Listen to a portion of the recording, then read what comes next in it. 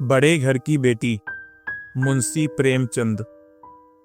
बेनी माधव सिंह गौरीपुर गांव के जमींदार और नंबरदार थे। उनके पितामह किसी समय बड़े धन धान्य संपन्न थे। गांव का पक्का तालाब और मंदिर, जिनकी अब मरम्मत भी मुश्किल थी, उन्हीं के कीर्ति स्तंभ थे। कहते हैं इस दरवाजे पर हाथी झूमता था। अब उसकी जगह एक बूढ़ी भैंस थी, जिसके शरीर में अस्थिपंजर के सिवा और कुछ न रहा था। पर दूध शायद बहुत देती थी, क्योंकि एक न एक आदमी हाड़ी लिए उसके सिर पर सवार ही रहता था। बेनी माधव सिंह अपनी आधी से अधिक संपत्ति वकीलों को भेंट कर चुके थे। उनकी वर्तमान आय 1000 रुपये वार्षिक से अधिक न थी। ठाकुर साहब के 2 बेटे थे। बड़े का नाम श्रीकंठ सिंह था।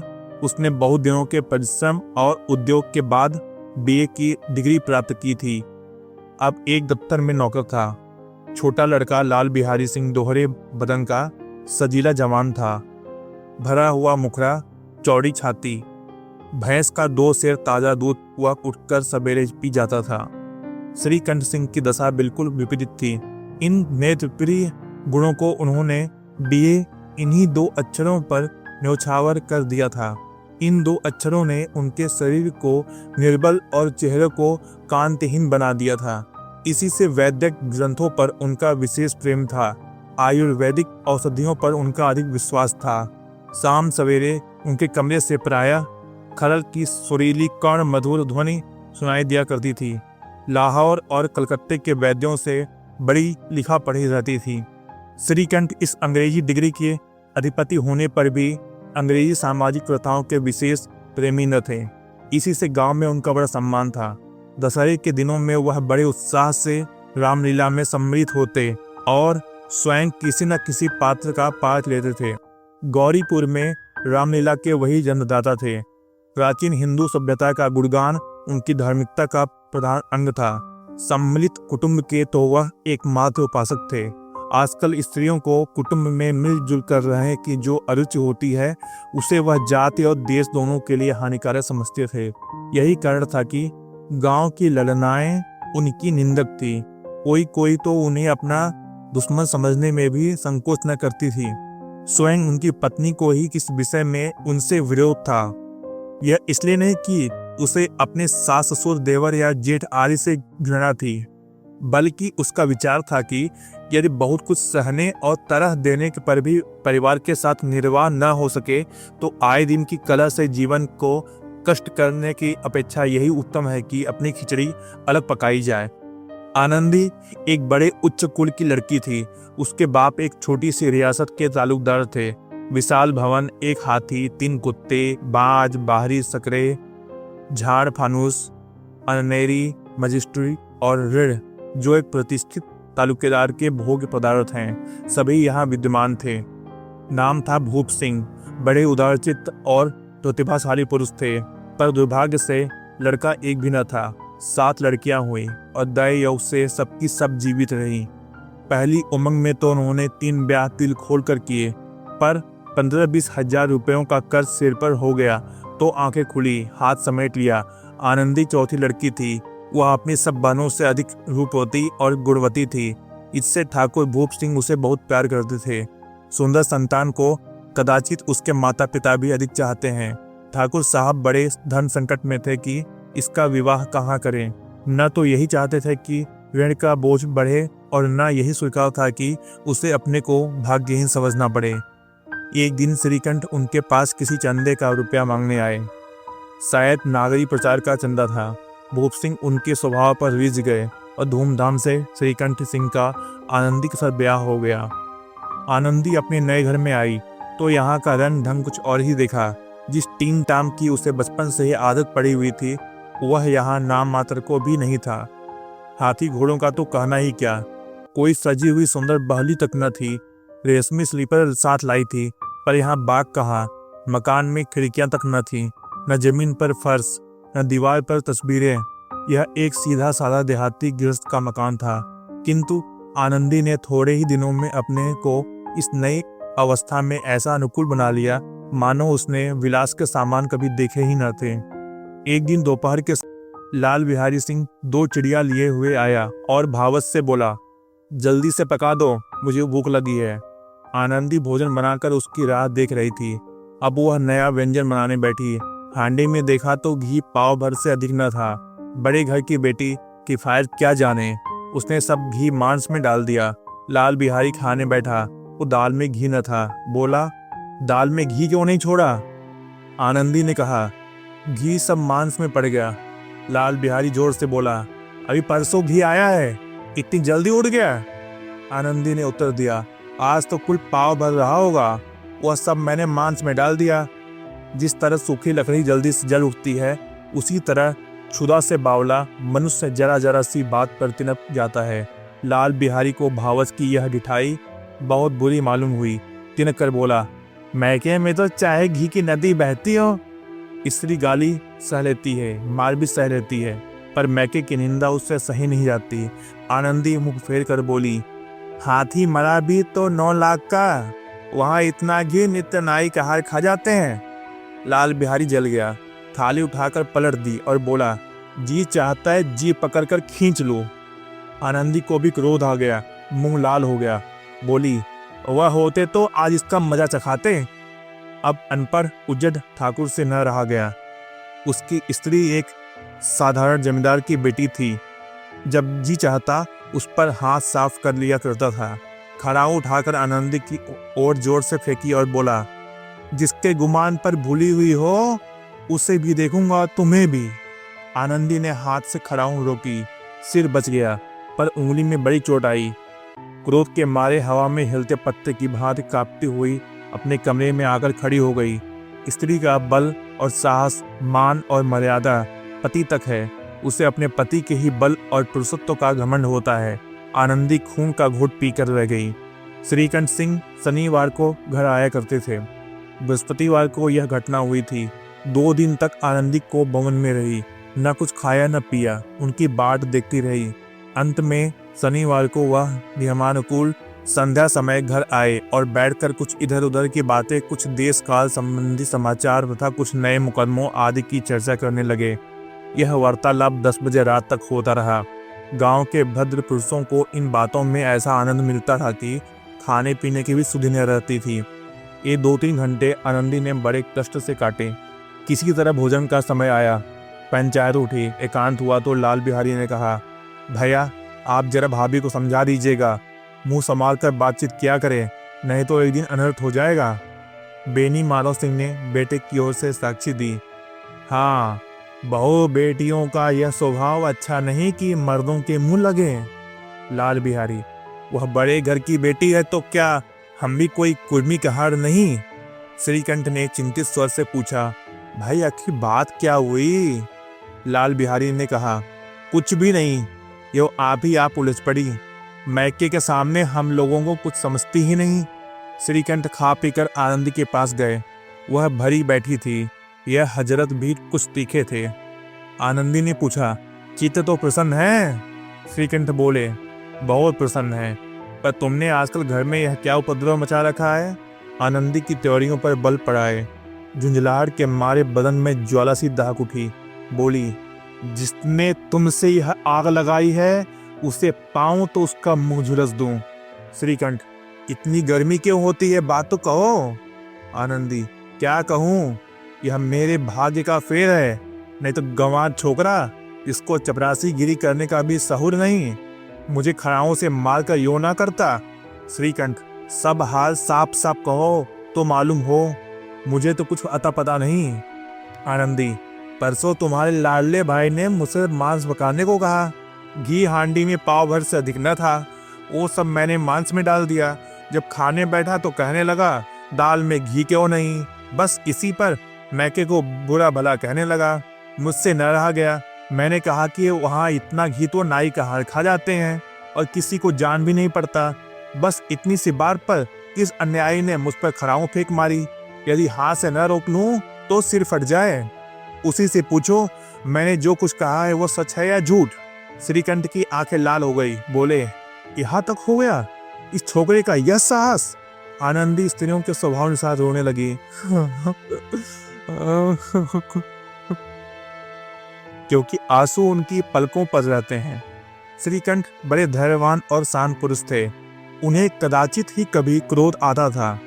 स्त्रियों के आंसू पुरुष की क्रोधाग्नि को भड़काने में तेल का काम करते हैं। रात भर करवटें बदलते रहे, उद्विग्नता के कारण पलक तक न झपकी। प्रातःकाल अपने बाप के पास जाकर बोले, दादा, अब इस घर में मेरा निवाह न होगा।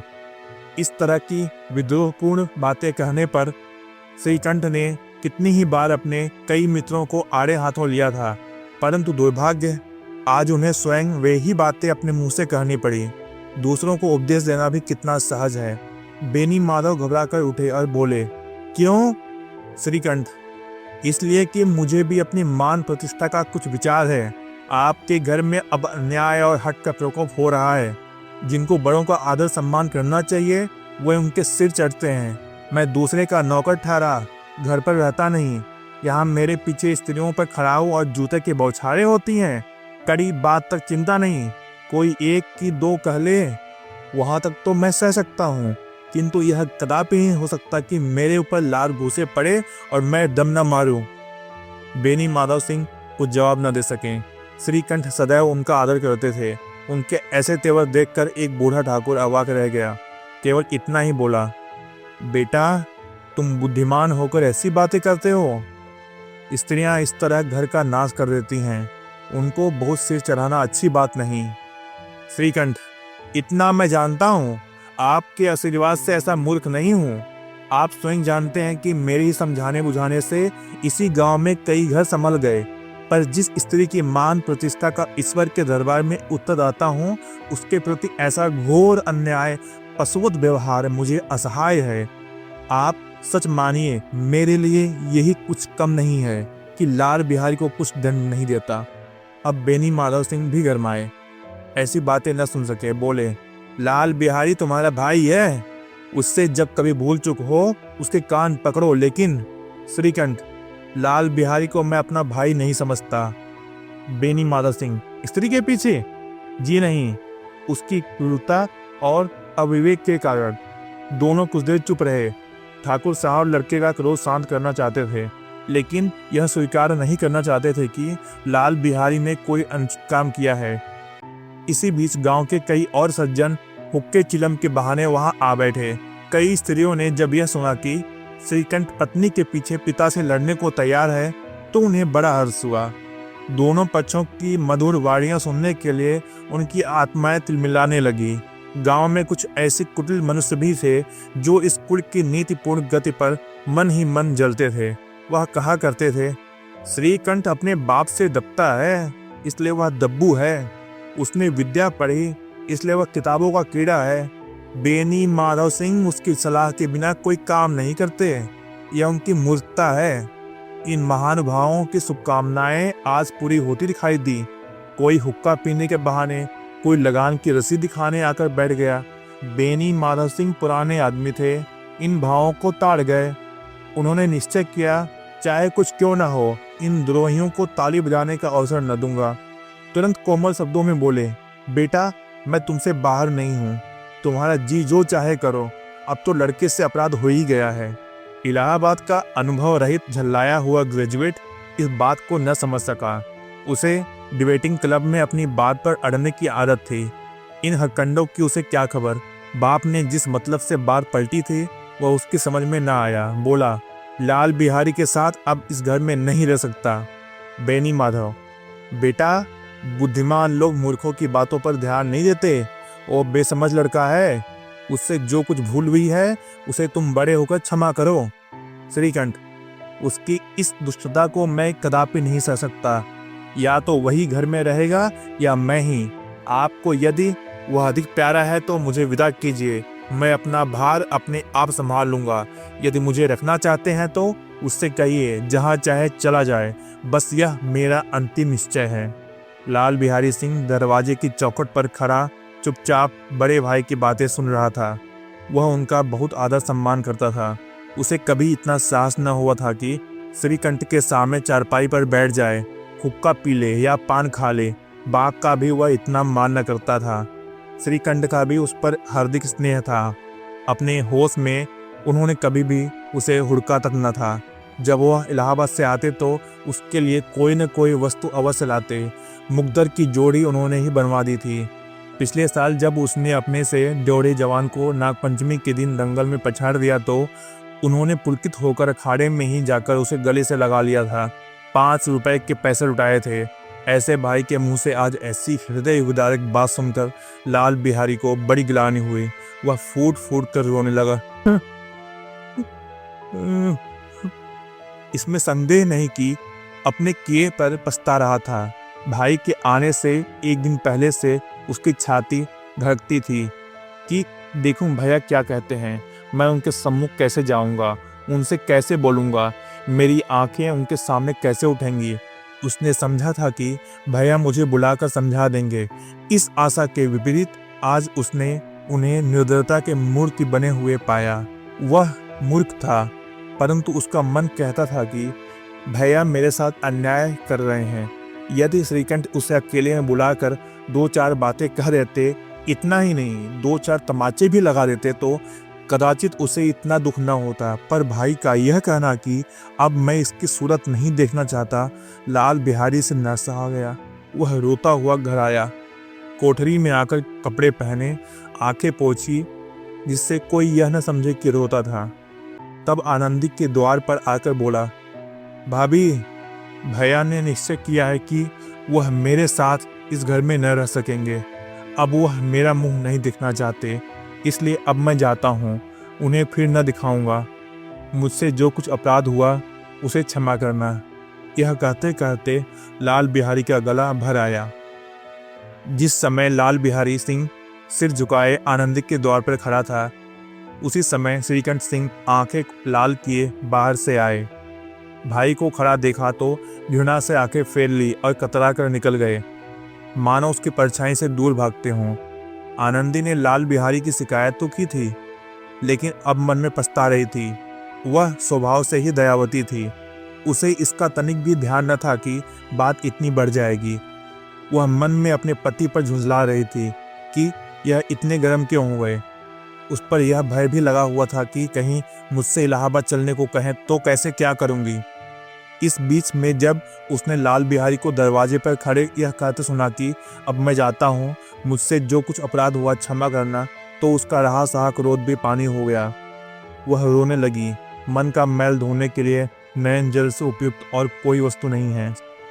श्रीकंठ को देखकर आनंदी ने कहा, लाला बाहर खड़े बहुत रो रहे हैं। श्रीकंठ, तो मैं क्या करूं?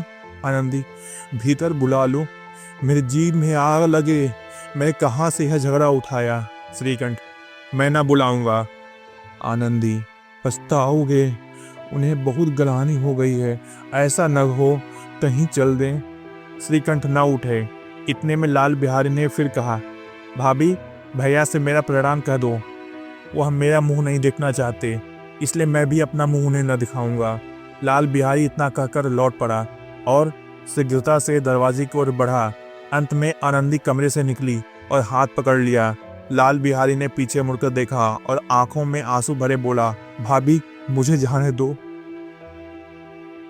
आनंदी, कहाँ जाते हो? लाल बिहारी, जहाँ कोई मेरा मुंह न देखे। आनंदी, मैं न जाने दूंगी।